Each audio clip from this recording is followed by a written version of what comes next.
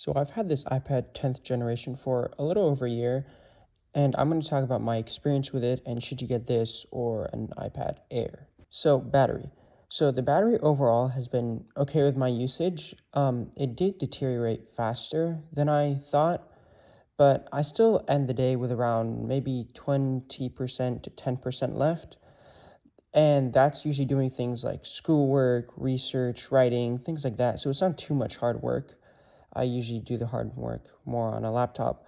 But if you are a heavy user, maybe consider a Mac if you have an iPhone or a Windows computer or something like that.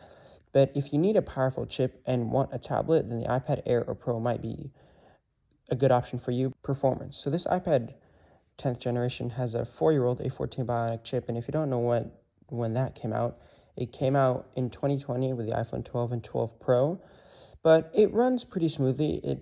It does the job. Occasionally, it will glitch out if I have like multiple tabs open, like music running in the background, and I'm scrolling on a web page or something. But not all the time. It just does that occasionally. But if you do run a lot of applications that really push the chip, you might consider like an iPad mini with the A17 Pro inside, or an iPad Air or iPad Pro for like the more demanding programs. But for normal everyday use, the A14 Bionic works well. So for people like students or just a family iPad at home, this is a good option.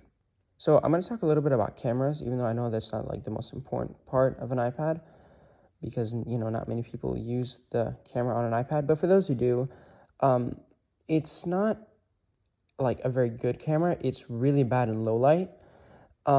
It can record 4K 60. The camera is 12 megapixels. It's fine if you're just going to take like a few photos of like a paper or something with the iPad, but it's not a really good camera.